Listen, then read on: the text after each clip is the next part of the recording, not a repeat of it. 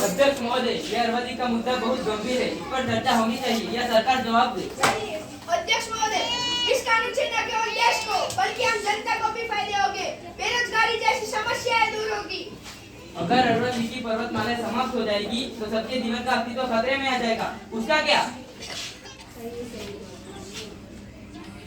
सबके जीवन को खतरा है, ये विकास की बात है, इससे तो सबके जीवन को नई दिशा मिलेगी।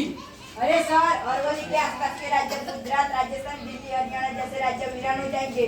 सब लोग भूख प्यासे मर जाएंगे, उसका क्या? सही है। जी नहीं, इस फैसले से ये राज्य और समृद्ध होगी। सही है।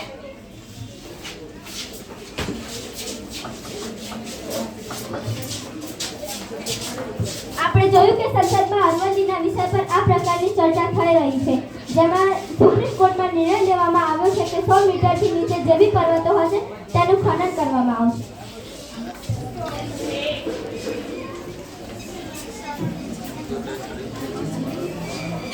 અરે આ શું? આપણી અરવલ્લીનો નાશ? ચાલો બધાને જણાવીએ. ચાલો. આ શું સાંભળવા મળ્યું? હું હજારો વર્ષથી અહીંયા ઊભી છું, તોફાન સહન કર્યો, વરસાદ આપ્યો અને આજે જ મારો અંતની વાત, આજે જ મારું અસ્તિત્વ જોખમમાં.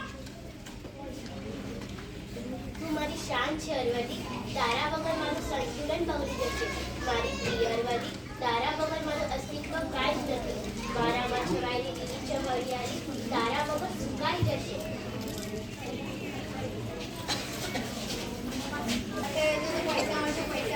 પણ સાહેબ, પર્વત નહીં રહે તો વરસાદ નહીં આવે, વરસાદ નહીં આવે તો પાણી નહીં રહે, નકર ક્યાંથી મરી જાય. પૈસા હશે તો બધું મજા. તો પાણી સુકાઈ જશે, જમીન બંજર બનશે. હે માનવ, તું લોભમાં અંધ થયો છે. પર્વત તૂટશે તો પૂર આવશે, જમીન બંજર બનશે અને તારો આવતીકાલ અંધકારમય થશે. જો અરવલ્લી નહીં રહે તો અમે ક્યાં રમીશું? પાણી ક્યાંથી આવશે? તો અમારું ભવિષ્ય શું હશે?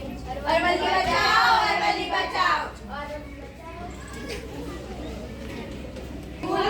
અમે પર્યાવરણનું રક્ષણ કરીશું. જો તમે મને બચાવશો તો હું તમને જીવન આપીશ. અરવલ્લીનું રક્ષણ થશે, કાયદાનું કડક પાલન થશે.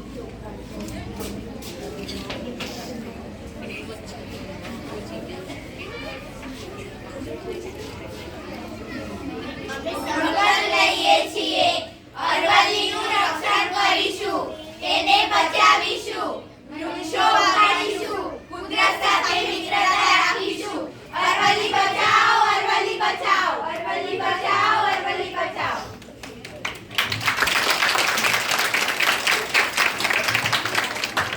અરવલ્લી બચાવો, આવતીકાલ બચાવો, પર્યાવરણ બચાવો, જીવન બચાવો.